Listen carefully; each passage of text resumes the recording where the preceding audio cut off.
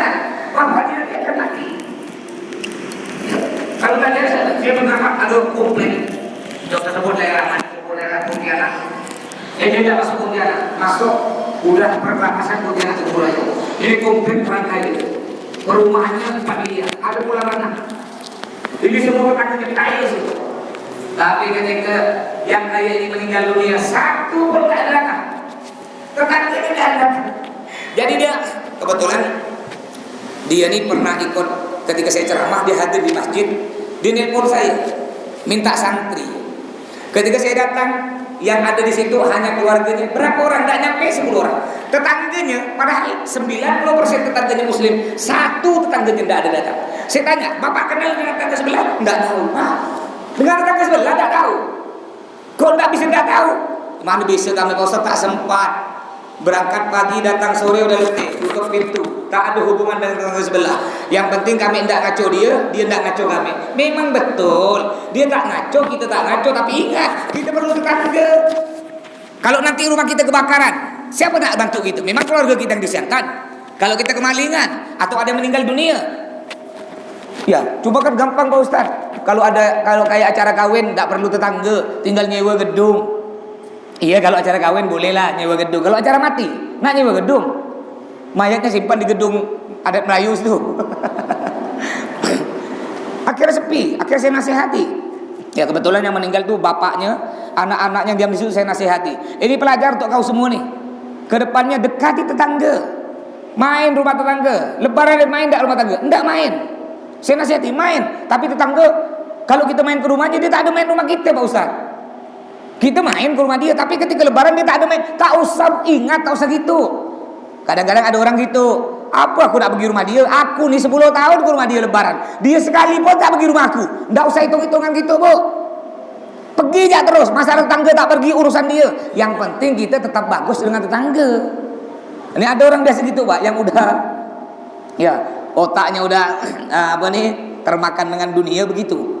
Jadi kata Allah, wa amma mambakhila, orang yang pelit wastagna, tidak butuh dengan orang lain, ya tidak butuh dengan orang sombong. Wa kadzdzaba bil husna, dan dia mendustakan pahala, tidak percaya. Ya, aku saking kayanya dia nih, aku tidak perlu pada Allah.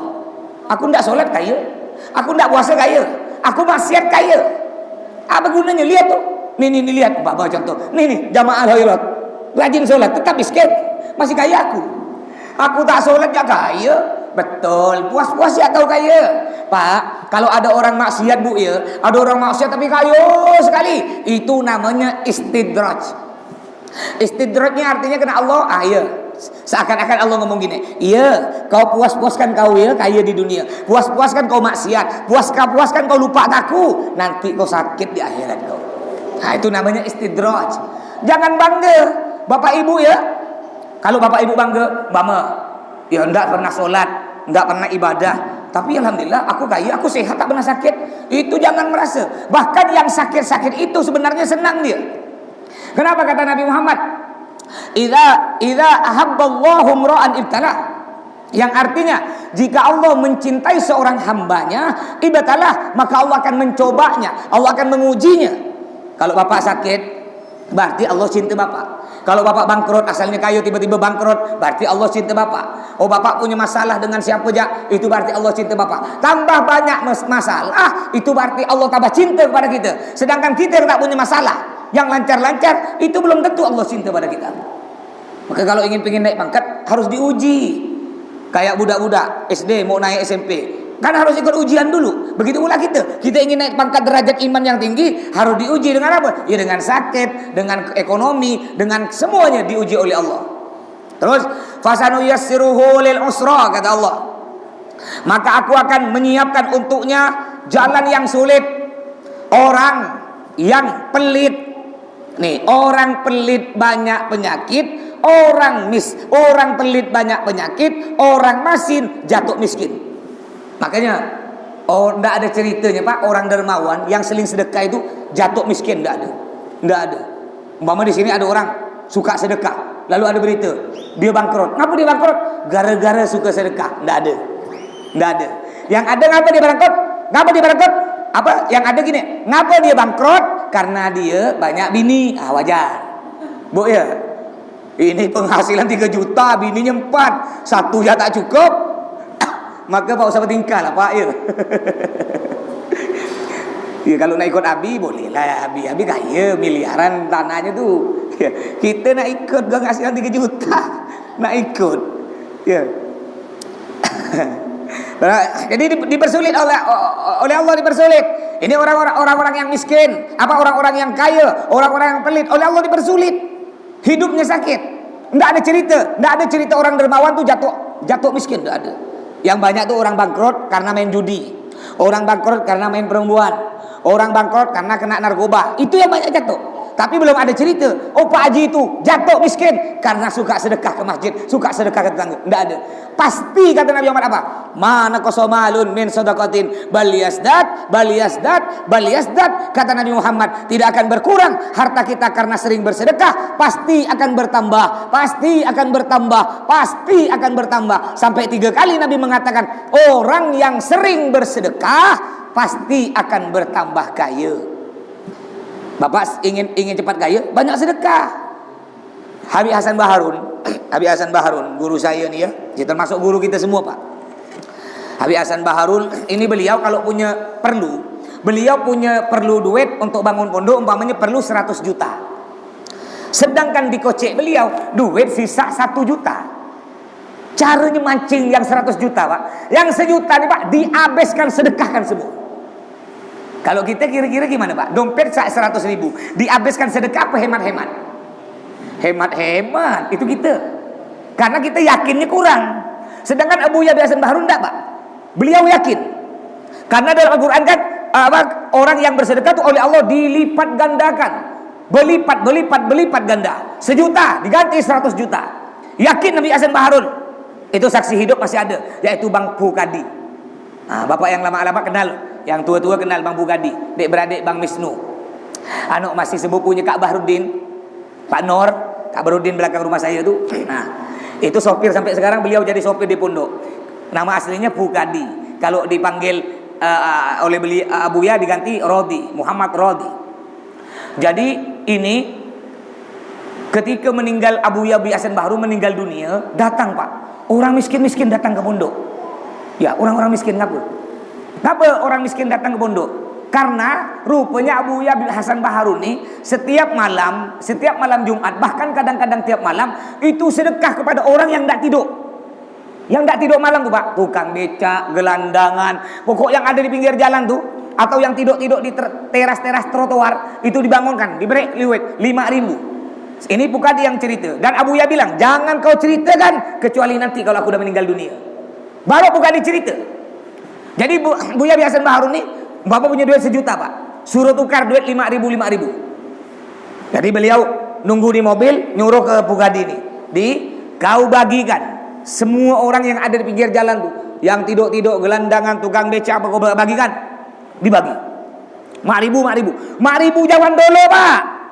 Sekarang 50.000. Ada orang sedekah 40.000. Mana ada kita paling, kalau kita sedekah kan gini, tarik lo, ngangkat warna merah turun, ngangkat warna biru turun, ujung-ujung yang keluar warna abu-abu. Kalau perlu yang duit koin tuh, itu kerbau cari koin. Ketika masuk di kotak masjid Jumat tuh bunyi teng, orang nanya apa tuh? Itu bunyi lonceng surga kata dia. Lonceng surga. Jadi ketika buka dibagikan semua udah dapat, lalu balik. Bugadi masih ada sisanya. Ada Bib, 200.000. Ayo kita jalan lagi. Jalan cari orang-orang yang enggak mampu, yang tidur-tidur pinggir jalan. Jalan Pak. Cenceknya udah dibagi di Sungai Jawi.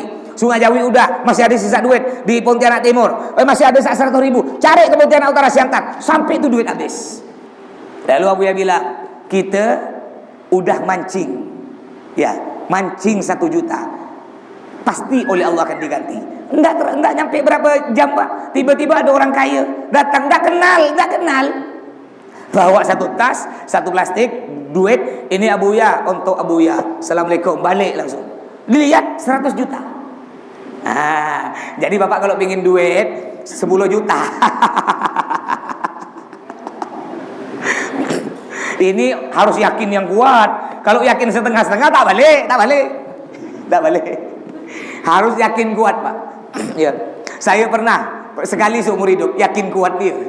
Ceritanya saya khutbah Jumat di Masjid Darul Falah Kota Baru. Saya mau bismillahirrahmanirrahim. Saya yakin saya punya duit 40.000 nih Pak di Pocek. Saya yakin masukkan 40.000 di kotak masjid. Bismillah. Pasti oleh Allah akan diganti. Bismillah. Biasa kan kalau saya ceramah khutbah Jumat itu kan hanya dapat amplop dari ketua masjid. Nggak ada jamaah tuh salaman tempel, nggak ada. Kecuali kalau ceramah di kampung-kampung masih ada banyak salam tempel. Apalagi musim corona nih, banyak orang salam tempel. Karena kata kasihan saya, kalau salam langsung bahaya, takut corona nular. Makanya mereka pakai lapis, Pak. Nah, kalau lapis tipis tembus, agak tebal tidak tembus. Akhirnya saya masukkan 40.000. Bismillah, yakin pasti oleh Allah diganti. Ketika saya keluar dari masjid, ada panitia, ketua masjid beri amplop. Saya jalan mau di parkiran, ada orang, Pak Ustaz, dikejar, nempel, ya, kecil duit itu kecil, kayak digulung sekecil-kecilnya gulungan segini, kecil. Apa nih kan? Saya tak tahu, tak nyangka waktu duit, saya simpan lah. Nyampe rumah sekali dibuka 100.000. Pasti oleh Allah diganti. Tapi harus yakinnya kuat. Jangan gini, kayak diganti tada, tada. Jadi wa ma yuni anhu maluhu idza taradda, kata Allah. Hartanya tidak akan berguna, hartanya tidak akan bermanfaat jika nanti kita meninggal dunia. Apa ketika meninggal dunia? Tidak akan masuk kubur. Rumah kita, motor kita, mobil kita, duit, tanah, kekayaan, semua tidak akan masuk kubur. Sekaya-kayanya orang, walaupun rumahnya besar, mewah, megah, nanti ketika meninggal dunia, rumahnya sama 1x2. Pak Haji kaya, rumahnya 1x2. Itu tetangga miskin, ya rumahnya sama 1x2. Bantalnya sama dari tanah. Bahkan orang kaya lebih sulit masuk surga daripada orang miskin. Umpama orang miskin masuk surga, orang kaya masuk surga. Lama orang kaya. Kenapa? Tambah kaya, tambah banyak pertanyaan. Sedangkan orang miskin enggak banyak tanya.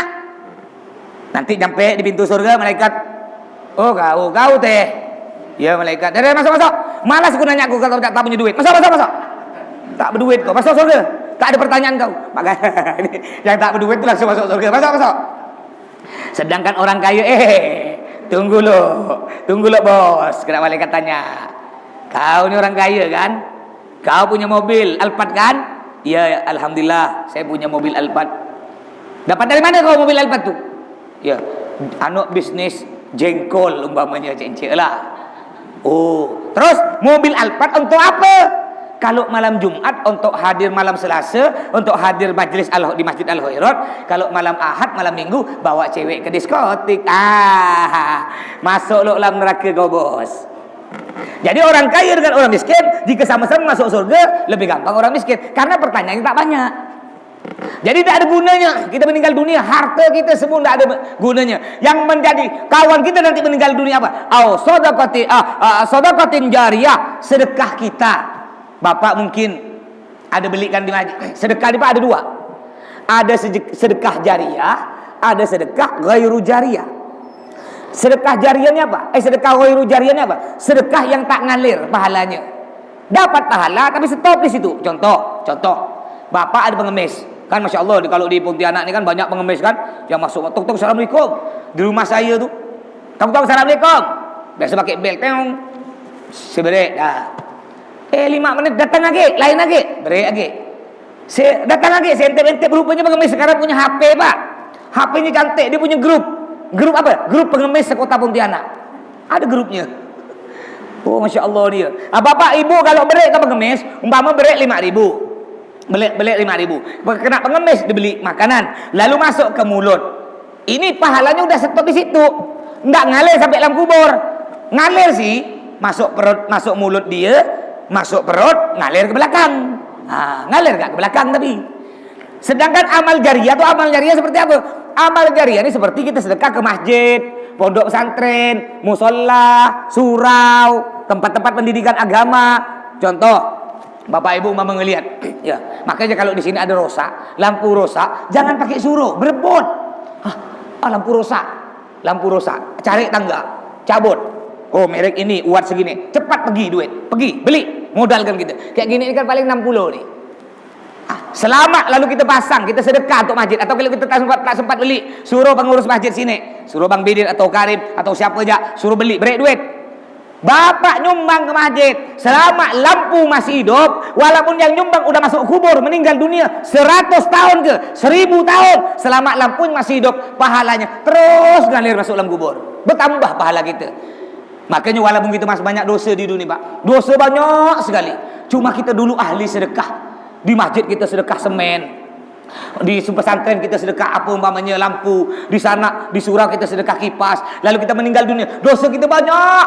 Selama itu masih dipakai, orang solat masih ada, santri masih banyak baca doa, baca Al-Quran yang kita sedekahkan tadi, sikit-sikit dosa kita yang banyak berkurang, lama-lama habis dosa kita. Nah makanya ayo, paling pahala besar nih Pak, yaitu bersedekah. Makanya orang ini kan kayak saya kita ini kan berjuang macam-macam. Kalau saya berjuang dengan ilmu saya, yang kaya berjuang dengan fulus, dengan duitnya. Yang miskin bisa berjuang dengan tenaga. Yang sakit udah sakit miskin lagi masih bisa berjuang dengan apa? Dengan doa. Jadi kita berjuang masing-masing. Ada kelebihan, ada kekurangan, saling menutupi. Terus dalam Al-Quran ayat-ayat Allah berfirman, A'udzubillahi minasyaitonir rajim. Wa may yuqa syuhha nafsihi fa ulaika humul muflihun. Orang yang oleh Allah dipelihara dari sifat kikir, merekalah orang-orang yang beruntung. Biasanya Pak, tanda orang masin nih, dia suka ngomongkan orang bahwa orang masin, gitu biasa. Oh kalau dia tuh masin, itu agak masin, padahal sebenarnya dia nih paling masin. Kalau orang dermawan dia tidak akan ngomong gitu, dia diam ya. Ini orang dermawan, tidak akan menceritakan, jangankan ceritakan orang lain, ceritakan diri sendiri ya ada, apa kira ceritakan orang lain. Sedangkan orang masih suka ngomong gitu Pak. Yo, suka nilai orang, pelit naudzubillah. Ya, ada bahil dalam bahasa Arabnya ada dua Pak. Ada bahil, ada syahid atau syuh. Bahil nih Pak, bahil nih pelit. Pelit kepada orang lain. Tidak mau beri ke orang lain. Ini bahil. Ada lagi yang lebih parah dari bahil. Bahasa Arabnya apa? Syuh. Shinha, syuh. Syahid, apa tuh syuh? Syuh ini Pak, tidak mau sedekah kepada orang lain, dan juga pelit ke diri sendiri, juga melarang orang untuk bersedekah. 3 nih Pak. Dia tidak mau sedekah ke orang lain, dan kalau ada orang nak sedekah dia larang, jangan kau beri, udah, tak usah. Dan juga dia pelit ke diri sendiri. Ada tuh Pak. Ini pelit ganda, pelit belipat. Kalau pelit ke orang lain mending. Ada orang ke diri sendiri pelit, sampai dia punya lauk ayam, ya Allah, dimakan sikit itulah ayam. Ayam paha sebutik dimakan setengah. Ya, teri punya sekilo dimakan tiap hari 3 butik. 3 butik untuk diri sendiri dibelit. Hidupnya kurus kering. Ya. Enggak usah nikmati yang ada. Apa kata Allah dalam Al-Qur'an? "Tsumma bi ni'mati rabbika fahaddits." Tampakkan nikmat yang Allah berikan. Bapak mampu beli mobil Alphard, beli. Bapak mampu bangun rumah 5 lantai, bangun. Untuk apa? Gunanya apa? Agar orang-orang sana, ya, orang-orang yang tidak seiman dengan kita tidak meremehkan. Oh, orang Islam rupanya kaya-kaya ya. Gitu. Jangan gitu kita kaya. Kaya, tapi kita pelit ke diri sendiri. Tak jadi nak beli mobil padahal mampu, tak jadi beli mobil. Kemana-mana jalan kaki. Ya kecuali gini, boleh Bapak hidup sederhana walaupun kaya, tapi duitnya digunakan untuk masjid.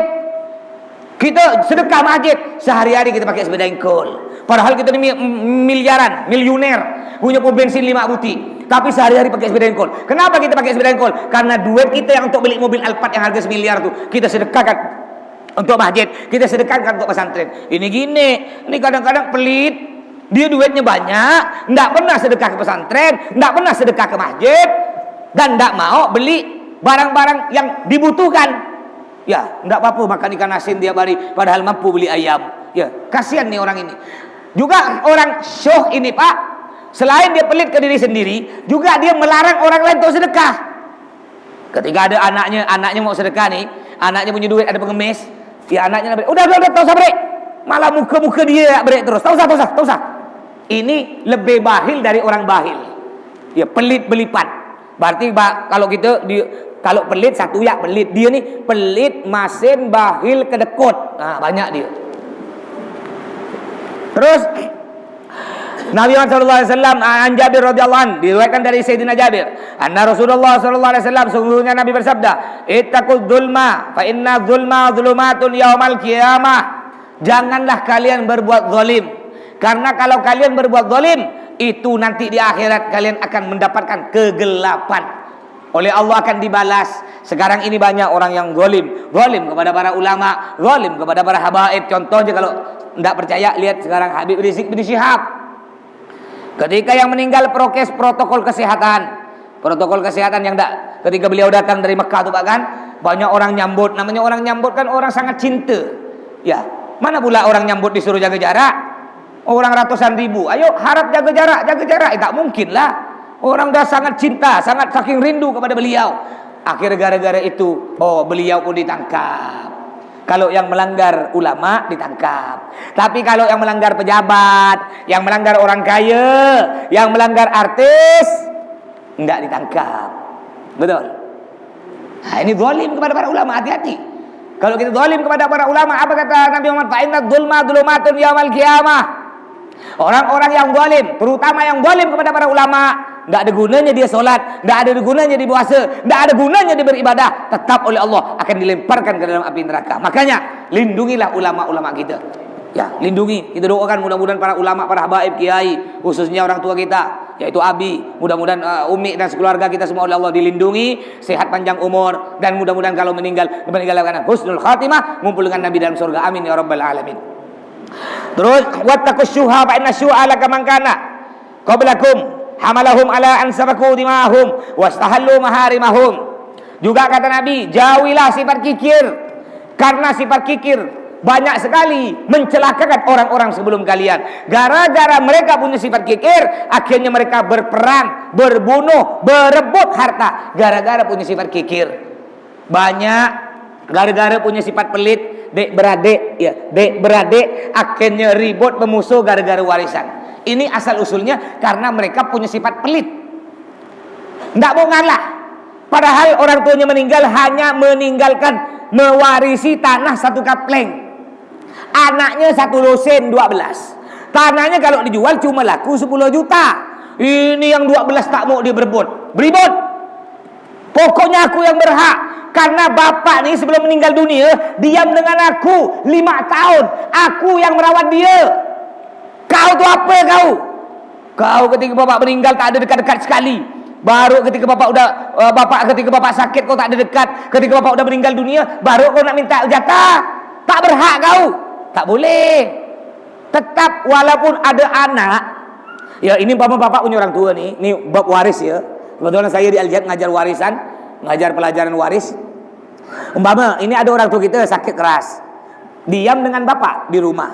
Udah 5 tahun dah bapak yang merawat. Bapak punya adik beradik 5. Dia tak peduli dengan orang tuanya ni. Orang tua sakit tak peduli. Ya tak pernah dijenguk, tak pernah dilihat. Baru ketika meninggal dunia dia baru minta jatah warisan. Tetap anak yang 5 tersebut tetap dapat jatah warisan walaupun anak tersebut tak pernah ngerawat. Kenapa anak tersebut yang durhaka tadi tetap dapat warisan? Siapa tahu, ya ini Masya Allah Islam, siapa tahu ketika anak tersebut dapat warisan, mungkin orang tuanya kaya, anak yang tak merawat tadi dapat 5 miliar per orang. Siapa tahu gara-gara dapat duit, dia sadar terbuka hati. Ya Allah, aku ni durhaka ke orang tua, tak pernah merawat orang tua. Tapi Masya Allah, orang tua aku dah meninggal dunia, aku masih dapat 5 miliar. Nangis mungkin dia bertobat. Tapi kalau anak udahlah tidak ngerawat orang tua, durhaka, tambah tak diberi duit, tambah dibenci ke orang tuanya. Ya, tambah tak dapat warisan, tambah benci. Nah, siapa tahu gara-gara diberi warisan tersebut dia terbuka hati. Ya, terus jadi jangan sampai ini banyak orang bermusuhan warisan. Gara-gara tanah sekapleng dia beradik rebut. Gara-gara tanah sekapleng. Harga tanah cuma 10 juta, dek beradik 12 juta. Kata si abang, dek 7 turunan, kau bukan adik aku lagi. Na'udzubillah min dzalik. Kemarin, malam apa kemarin Pak? Kita baca Yasin Pak namanya Pak. Malam nisfu Sya'ban. 2 orang yang tidak akan diampuni dosanya. Percuma baca Yasin, percuma solat. Yang pertama apa? Musyrik. Musyrik itu siapa? Orang yang menyekutukan Allah, orang yang tidak beriman dengan Allah.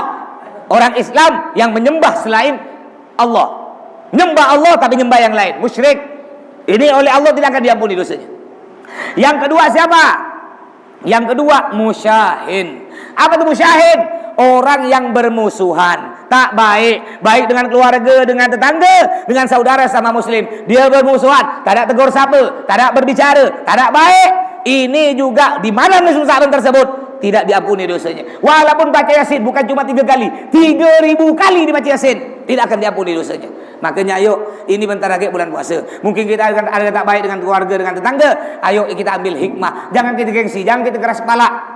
Kadang-kadang mohon maaf, ada yang lebih tua ngerasa, aku ni lebih tua dari dia. Masa aku minta maaf ke dia loh? Dia loh yang lebih muda minta maaf ke aku.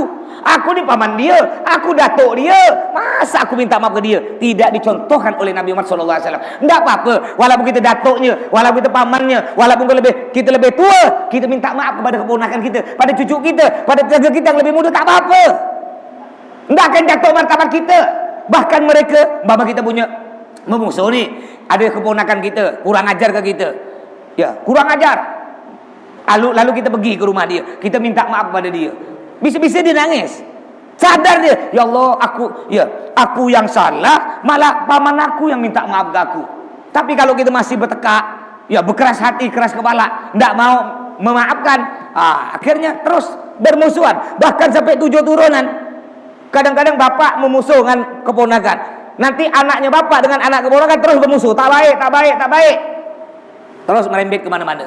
Makanya ayo, bentar lagi bulan puasa, ayo kita saling memaafkan, terutama saya nih mumpung masih bulan Syakban nih, kemalam tidak sempat, ya saya juga mohon maaf kepada semua jamaah semua atas segala kesalahan saya, baik disengaja atau tidak sengaja. Juga semua jamaah yang mungkin pernah ngomongkan saya atau ada salah pada saya maafkan dengan sepenuh hati, dengan seikhlas hati. Berarti sekarang kita kosong, jangan diulang lagi, ya nanti diulang lagi. Baik, kita tutup sampai di sini pelajaran kitab Riyadhus Shalihin. Kita lanjut pelajaran fikih. Mungkin sebelum dimulai pelajaran fikih ada pertanyaan, silahkan. Tidak ada? Kalau tidak ada, baik kita lanjut pelajaran fikih.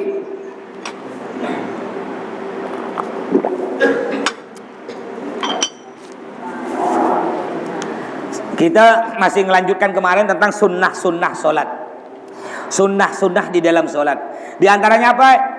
Selanjutnya at-tazayyun, berhias diri, wat-tajammul, bercantik-cantik ketika solat. Jadi Pak, ketika nak solat tu Pak berhias cantik, pakai baju yang baru, bukan baru beli, yang baru dicuci. Jangan pula ibu tu kadang-kadang mukena ruku, ya Allah 3 bulan tak dicuci, bau macam-macam. Ke suami nanya, apa tak dicuci mak? Udahlah bang, aku enak pakai ini. Iya kau enak, aku tak enak, bau asam. Cucilah bu, seminggu sekali boleh lah. Ini kadang-kadang sebulan sampai bau kepinding je. Bapak pun gitu Pak, kalau bisa tuh siapkan baju untuk solat, bedakan. Bapak mau puja 2 helai atau 3 helai baju tuh untuk solat, pisahkan. Kalau bisa, kalau tidak bisa ya udah pakai baju sehari-hari. Cuma usahakan kalau udah bau dari pagi gitu pakai, ya udah bau tak enak, janganlah bawa ke masjid. Kenapa? Pertama ganggu diri kita, yang kedua ganggu orang di sebelah kita. Yang bau-bau ketek terutama tuh, bau ketiak tuh, pakailah tawas gitu ya. Jangan ke masjid loh, ini langsung udah bau ketiak, tak gosok gigi, solat bunyinya nyaring, bismillahirrahmanirrahim. Wah gitu. Orang sebelah gini. Makanya disunnahkan berhias diri, mandi loh. Ya ketika ke masjid mandi sunnah bu. Sebenarnya kita mandi di bapak mandi sehari-hari itu tak dapat pahala kalau tidak diniatkan. Kalau tidak diniatkan tak dapat pahala. Tapi kalau kita niatkan, nah caranya bapak biar mandi dapat pahala, niatkan gini, niatnya dalam hati. Ya ketika ngambil air disiram, jatuh di kepala, niat dalam hati. Ya Allah, niat saya mandi agar saya sehat, kuat untuk beribadah, agar saya kuat untuk taklim, agar semangat ya Allah, dapat pahala. Makan minum sebenarnya tak dapat pahala. Tak dapat pahala makan minum tuh. Tapi kalau kita niatkan dapat pahala. Caranya, ya Allah, saya niat makan minum ini agar badan saya sehat, kuat, ya untuk beribadah. Juga tidur tak dapat pahala. Tapi kalau diniatkan dapat pahala. Sebelum tidur bapak niatkan dalam hati, saya niat tidur ini agar saya bisa bangun nanti sholat tahajud, agar saya bisa bangun sholat subuh, tidak ngantuk, biar segar, dapat pahala. Ya. Makanya ya ketika ke masjid berhias diri, bercantik-cantik bu, ya. Tapi maksudnya bercantik-cantik bukan pakai gincu, pakai bedak bertepek-tepek, yuk. Maksudnya bercantik-cantik tu bu, pakai mukena. Ya kalau laki-laki boleh wangi-wangi. Kalau perempuan ke masjid tak boleh wangi-wangi bu ya, tak boleh. Haram perempuan yang berwangi-wangi, apalagi sampai dicium oleh laki-laki, tidak boleh. Jadi fitnah. Bapak mamanya ada, bapak nih perempuan lewat. Bapak lewat, seret. Kena anginnya, bau wangi. Gimana perasaan bapak? Mau muntah apa tidak? Tak mungkin mau muntah. Itu bisa ngalir turun kemana-mana tuh. Nah, makanya bu jangan pakai minyak wangi bu ya. Boleh bu pakai minyak wangi nanti ketika nak tidur dengan suami, habiskan 1 botol. Kalau perlu 1 botol semprot, semuanya semprot 1 badan. Ya, tidur dengan suami. Tapi kalau keluar rumah enggak usah pakai minyak wangi, enggak boleh. Kalau laki-laki boleh. Kenapa laki-laki boleh? Kok beda? Karena enggak mungkin lah perempuan nyium baju laki. Enggak mungkin. Ya, beda kalau laki-laki. Begitu pula perempuan tak boleh pakai baju ketat. Tak boleh bu pakai baju ketat. Ya ketat ini nyembul, belakang nyembul. Tak boleh, kenapa? Kalau lewat laki-laki ngelihat, gimana pak? Bapak ngelihat nunduk. Ya nunduk tak Ustaz, nunduk tapi mata gini. Nunduk tapi nanduk. Makanya perempuan tak boleh pakai baju ketat. Laki-laki boleh. Laki-laki bapak pakai baju ketat boleh. Celana ketat laki-laki boleh, karena ndak ada perempuan tuh ngelihat laki-laki. Wow, ndak ada. Itu bedanya. Karena perempuan tuh fitnahnya lebih besar. Jadi dianjurkan untuk berhias diri ketika mau ke masjid. Apa di antaranya berhias diri? Dijelaskan lagi. Lubsul imamah. Pakai imamah. Salat pak pakai imamah nih. Orang pakai imamah ndak harus haji loh. Ini orang biasa kalau ada orang belum haji, belum umrah pakai imamah, wah diributkan tuh. Nak ke mana? Belum ya, ke Mekah. Nggak boleh gitu Pak ya. Ini sunnah Nabi. Sunnah pakai imamah. Ini bahasa Arabnya imamah. Sorban kepala nih Pak. Bahasa Arabnya imamah. Kalau sorban ini nih di sini bahasa Arabnya rida. Nah jadi sunnah pakai imamah. Nggak harus haji. Disunnahkan ketika sholat. Apa kata Nabi Muhammad? Orang yang ketika sholat pakai imamah ini apa? Sama dia sholat 70 kali sholat. Jadi bapak tadi sholat maghrib kayak saya nih, saya contohnya tadi. Ya sholat maghrib di rumah. Ya berjamaah. Ini sama dengan 70 kali sholat. Nanti saya sholat isya nih, sholat isya. Saya sama dengan 70 kali sholat isya. Sedangkan bapak yang tidak pakai imamah, 1 aja. Kan sayang, pakai untuk sholat ya. Kalau mungkin malu dipakai dari rumah, takut diolok-olok kena tetangga, pakai di masjid. Mungkin malu kan, bawa lo dari rumah, di sini. Nyampe masjid kan ada kaca. Nah, lihat di kaca pakai. Sayang, 70 kali. Nah, boleh nanti habis lebaran. Kalau ke taklim, wajib pakai imamah semua ya. Jangan besar-besar. Kayak gini ya, kalau besar-besar tuh ulama. Imamah nih Pak ada ukurannya. Kalau orang yang biasa kayak kita nih, kayak saya, udah yang kayak gini jadi standar. Kalau ulama boleh yang segini.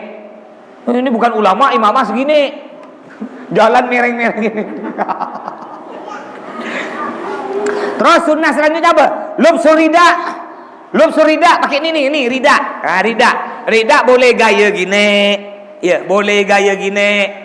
Boleh gaya gini, bebas. Pokok intinya rida disimpan, diselendangkan sini. Ya, ini juga sama. Orang yang sholat pakai rida tuh Pak, dalam sholat boleh 2. Boleh bapak jadikan sajadah gini, Walaupun udah ada sajadah, udah ada karpet, bapak bawa rida, boleh ditambah rida. Boleh juga bapak ketika sholat dipakai ridanya, dipakai gini, boleh. Cuma yang terbanyak dilakukan oleh Nabi Muhammad SAW ketika sholat ridanya disimpan di bawah. Sedangkan hadis yang menjelaskan Nabi memakai rida ketika sholat pakai gini, itu hanya 1 hadis. Hadis lain yang puluhan hadis yang banyak, Nabi ketika sholat ridanya dibentangkan di bawah, dijadikan sajadah. Nah, jadi bapak boleh kedua, boleh jadikan sajadah, ridanya boleh dipakai. Ini pahalanya sama. Kalau orang sholat bawa rida, sama dengan 70 kali sholat. Apalagi selanjutnya, lubsul jubah, pakai jubah. Jubah, ada gamis, ada jubah. Ya, kalau gamis yang biasa saya pakai itu Pak, yang panjang langsung ke bawah. Kalau jubah yang kayak abaya tuh Bu, nah laki-laki saya pernah pakai kan, jubah. Udah pakai gamis, pakai lagi jubah. Dia tidak ada kancingnya, biasa tak pakai kancing. Pernah lihat Bapak kan? Nah itu jubah namanya.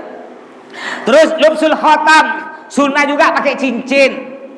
Cincin. Nah, sunnah nih dapat pahala selama kita pakai cincin, pahalanya terus ngalir. Ya, saya ini banyak cincin. Ya, kadang-kadang dipakai ceramah, kadang-kadang dipakai. Tapi enggak pernah beli. Barusan saya ceramah. Ya Allah, di Parit Semarang ketemu dengan Laura Noval.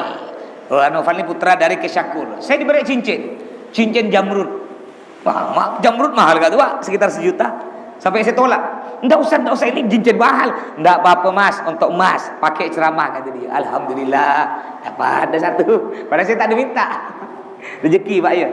Cuma banyak orang dari dulu beri itu, kalau saya ceramah beri minyak wangi, ada beri ayam, ada beri cincin. Cuma 1, tak pernah beri istri. Jangan nyari-nyari nanti sehari ini marah Bu. Gurau ya Bu. Baik, selanjutnya sunnah selanjutnya lubsut toilasan. Memakai toilasan. Apa toilasan? Toilasan ini gini Pak. Mungkin Bapak pernah lihat. Dia udah pakai imamah nih, tapi ditambah kayak kerudung. Pernah Bapak lihat kan? Ada habib-habib ulama gini. Nah, pernah lihat? Abi biasanya kalau lebaran Abi pakai gini, Bu ya. Nah, ini sunnah nih. Namanya toilasan. Liman yaliku bihi. Bagi orang yang pantas. Maksudnya orang pantas seperti ulama. Ya ulama pantas. Kalau kayak gitu udahlah, tak usah pakai gitu. Ya ini kalau udah pakai gini nih Pak, udah lemak kelas tinggi nih Pak. Kita cukuplah pakai ini aja lah, ini ya. Ya. Terus sunnah selanjutnya apa ketika sholat? At-tatayyub. Pakai wangi-wangian. Ya, minyak wangi modal lah Pak. Minyak wangi murah Pak, ada yang 5.000 sebotol, ada 10.000. 10.000 Bapak pakai tiap sholat sekali colet cukup sebulan. Modal 10.000 aja. Ya, pakai minyak wangi. Terus sunnah lagi ayusolli ila sutratin. Kalau sholat disunahkan pakai batas penutup. Ya, sunnah nih. Umpama Bapak sholat di sini. Ini anggaplah ini kiblat, ini kiblat. Ya. Kita kan sholat gini, ini kan kosong nih. Kita sholat sunnah umpamanya. Ini kosong. Sunnahnya beri batas di depan. Kamu pakai tisu gini kan. Beri batas sini. Nah, kenapa? Biar orang lewat tahu bahwa kita ini sedang sholat. Tidak boleh lewat di sini, boleh lewat di sana. Di batas, tak boleh lewat. Kalau ada orang lewat, boleh kita halang gini. Boleh. Bahkan ada hadis Nabi, andaikan kita ngalang orang lewat nih ngalang, dia masih bertekak mau lewat, kita gini kan, lalu terjatuh, mati, kita tidak kena hukum dalam Islam. Ya, gini kan. Ya pelan-pelan. Oh, gini kan mati betul. Ya. Umpama dia kita pelan-pelan itu jatuh kepala kena tak ada apa. Salah dia. Ini sunnah kalau kita sholat. Tapi kalau kita sholat pas di kiblat di dindingnya nih, ini kan gini. Kayak saya ini soalnya. Ini kan udah ada batas penutup. Enggak usah beri kan udah ada batas penutup. Nah, orang enggak boleh lewat sini, ini haram, dosa Pak. Lewat depan orang sholat enggak boleh, hukumnya dosa. Kecuali ada beberapa perkara kita boleh lewat di depan orang sholat. Di sini disebutkan wa yajuzul mururu ma'a wujudi sutra fi arba'i halat. Boleh kita lewat di depan orang sholat walaupun udah ada batas penutup dalam 4 keadaan. Yang pertama apa? Idza kana fi harami Makkah fi mahallit tawaf faqat. Boleh kita lewat depan orang sholat jika di Ka'bah. Di depan orang tawaf tuh, ya tempat orang tawaf kan kadang-kadang kita tengah tawaf, Bapak Ibu yang udah nyampe ke Mekah udah tahu. Mudah-mudahan yang belum sampai oleh Allah disampaikan ke Mekah. Yang udah sampai mudah-mudahan sampai lagi. Kalau perlu mudah-mudahan kita sampai sama-sama kan yuk. Mantap yuk. Andaikan umroh bareng Majelis Al Khairat. Wah, saya yang mimpin, ya kan keren. Enggak mustahil. Kalau Allah Maha Kuasa. Mungkin ada jamaah kita satu orang tiba-tiba di bawah rumahnya ada kilang minyak. Dibeli kena pemerintah 100 miliar, udah semuanya berangkat. Kan masuk akal bisa enggak ya? Kayak daerah Jawa mana tuh? Daerah Jawa, Bu. Ada di satu kampung tuh kan keluar minyak. Itu tanahnya tuh. Jadi orang kampung semua tuh harus pindah dari situ dan tanahnya dibeli oleh pemerintah. Ada tanah tuh ada yang 10 miliar. Pokoknya kaya mendadak semua. Kalau Allah Maha Kuasa, Pak, gampang Allah mau jadikan kita kaya di atas sebentar, dan mau jadikan kita miskin pun gampang, meninggal ya gampang. Terus jadi ketika kita tawaf nih, kadang-kadang ada orang sholat di depan kita lewat tawaf tuh, sholat, Allahu Akbar. Ini kita tawaf di sini, enggak apa-apa, lanjutkan tawaf kita. Udah tahu tempat orang jalan, dia sholat di situ pula. Jadi boleh kita lewat. Terus juga di antaranya boleh nih, kalau ada orang sholat sunnah di depan pintu. Kadang-kadang kan ada kan, ini kan pintu kan tempat orang keluar nih. Di sholat di situ ya, di sholat selo. Enggak apa-apa, Bapak boleh keluar masuk situ. Udah tahu pintu malah sholat di situ. Jadi kita nak sholat sunnah atau sholat apapun harus lihat dulu keadaan, Pak. Kalau udah tahu depan pintu orang lewat terus, tak usah sholat di situ, cari tempat yang lain. Terus juga boleh kita lewat ketika orang sholat. Idza ghassara al-musalli bi an shalla bit tariq. Jika orang sholat di jalan, contohnya apa? Jumat tuh kan, Jumat tuh kan biasa tak muat sampai ke rumah Abah tuh kan. Abah Mudahari sampai situ. Banyak budak sholat depan rumah Abah tuh. Tapi ada satu orang ini sholat di tengah jalan. Tengah jalan itu tuh, jalan raya tuh. Lalu ibu-ibu nak lewat tuh. Kata Mas Toto dalam kitab kita tak boleh lewat depan orang sholat. Enggak apa-apa, boleh, Bu. Kenapa boleh? Walaupun dia sholat. Itu jalan tempat kita lewat. Kenapa kau sholat situ? Salah kau. Lewat ya, tapi tak usah tabrak ya, lewat ya. Boleh. Terus juga boleh kita melewati orang yang sholat. Idza wajadal musalli furjatan, jika kita menemukan di depan kita ada yang kosong. Fayajuzu lahul murur li saddil furjah, boleh kita melewati. Contoh gini nih contohnya. Ini kita sholat nih. Di sebelah sini nih, Pak. Ini orang. Sebelah situ ada kosong. Tapi yang sebelah sini tak mau maju. Kita boleh maju. Caranya gini. Kita maju loh. Ini kan gitu gini. Lalu gini. Ini kan belakang orang sholat nih kan. Berarti kita melewati dia. Gini. Gini. Setelah itu baru kita maju ke depan. Boleh, enggak apa-apa. Kita melewati orang yang sholat. Ngapa pula dia udah tahu di depan ada kosong enggak mau maju, kita yang maju. Enggak apa-apa. Juga boleh kita melewati orang yang sholat selanjutnya. Idza kana mutarron bi an kana yuridu qada al hajah athna as-shalah. Boleh kita melewati orang sholat jika kita kepepet nak terberak, nak terkencing. Ya, umpama kita sholat Allahu Akbar, sab depan lagi itu. Lagi perut. Ini bahaya nih. Kalau dilanjut nih bisa terjatuh nih. Lalu kita berkejar, kita melewati orang sholat, lewat situ, sana tembus sana, semua dilewati baru keluar. Enggak apa-apa, enggak dosa karena kepepet. Ya, kepepet. Kalau batal gimana? Kita kentut batal. Kita enggak ingin berak, cuma terkentut tak sengaja. Terkentut di batal. Ya, itu boleh enggak kita keluar? Boleh. Keluar untuk apa? Untuk ngejar berjamaah lagi. Karena kalau kita tidak keluar nunggu, udah assalamualaikum, hilang berjamaah. Jadi tidak apa-apa, melewati wudu, cepat kejar lagi. Boleh, tidak apa-apa. Itu beberapa perkara yang diperbolehkan kita melewati orang sholat. Selain itu tak boleh. Tidak boleh selain itu. Baik, mungkin ada pertanyaan, silakan. Kalau tidak ada kita lanjut. Ada? Mana Pak Draknya itu? Yang suka nanya Pak. Apakah kita pindah itu sambil sholat? Kenapa? Yang pindah tadi. Orang pindah sholat pakai kipas budi. Bentar loh Pak, ini Pak, bentar. Kita pindah yang ngisi sop kosong. Iya. Pas sholat. Ini beliau nanya, apakah kita ketika ngisi sop kosong tadi kita dalam keadaan sholat? Iya, dalam keadaan sholat. Tidak usah batalkan. Tetap. Makanya biar tidak batal sholat kita.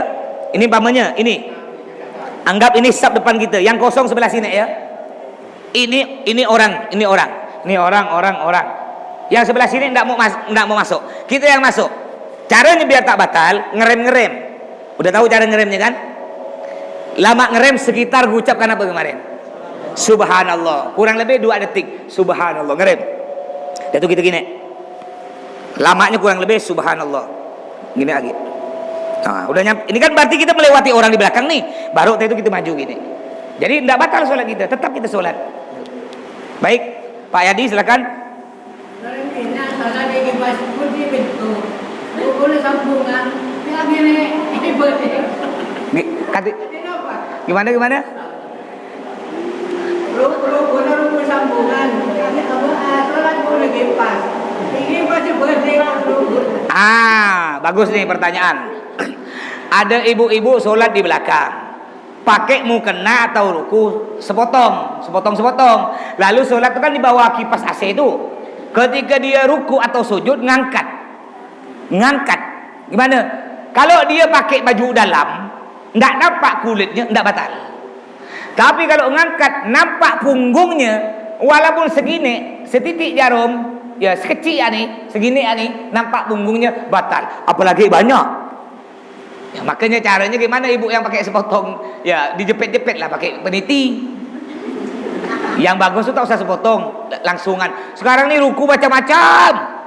Ada mukena bentuk Doraemon, ada Barbie. Akhir orang sholat tak usyuk. Ya, orang sholat lihat Barbie. Apalagi kadang-kadang ada orang sholat, ada tulisan tuh sholat, bacanya di depan, tulisannya gini, di belakang saya monyet. Kurang ajar, rasanya aku tendang kau nih. Masa bilang belakangku monyet? Kita kan sholat tidak tak panas. Makanya kalau sholat usahakan pakai warna putih, atau kalau tidak pakai warna putih, warna yang tidak banyak motif-motif lah. Kayak ini biru semua, mama hitam semua. Kecuali Jumat disunahkan warna putih.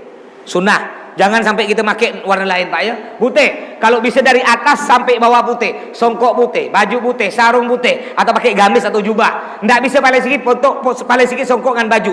Enggak bisa paling sikit songkok lah bagian atas yang warna putih. Itu paling sikit dah. Ini kadang-kadang orang, gimana saya tak sempat pakai baju putih Mas? Ya, karena anak saya ini udah kepepet balik kerja langsung. Umpamanya, balik kerja langsung. Ya, sebenarnya bapak tuh udah harus basi. Ketika bapak kerja, bawalah baju putih.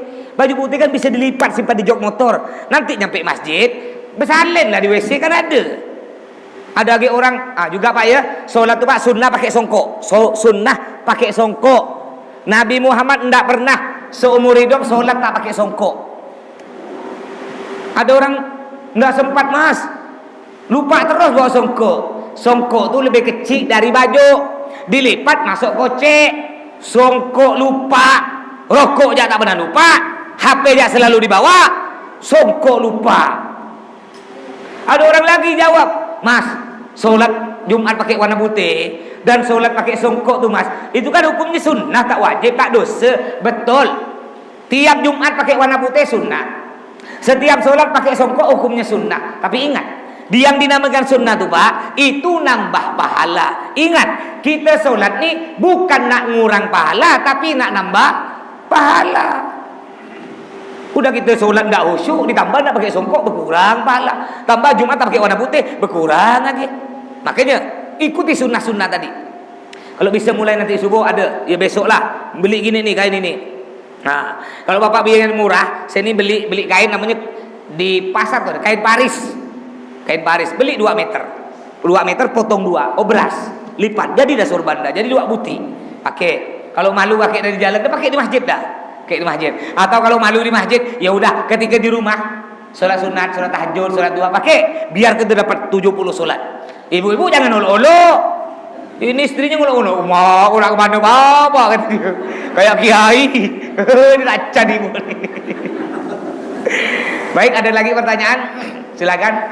Ini kawan kita baru datang nih. Beliau buka puasa tadi. Dengan berbusa nih Kak. Nah, Orang itu begini orang, semua orang kenapa jalan? ada orang Itu begini orang. selingkuh dengan istri orang. Orang kenapa ini Kak? Yang laki-laki udah minta maaf. Gitu? Ada orang selingkuh dengan istri orang. Terus Mau minta maaf dengan suaminya, itu kenapa jalan? Oh. Ada orang selingkuh dengan istri orang. Bagaimana cara minta maaf kepada suami? Ya, kalau mau minta maaf lehernya siap-siap lepas.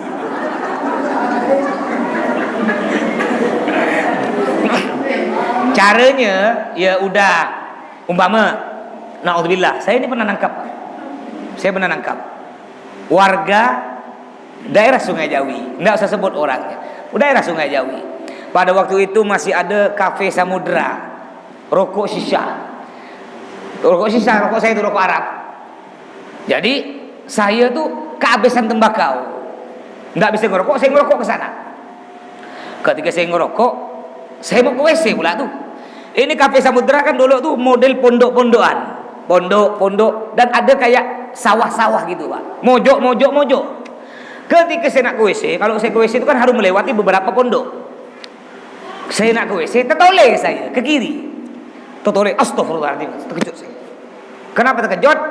Karena yang laki-laki saya kenal punya istri dan anak, yang perempuan saya kenal punya suami dan anak.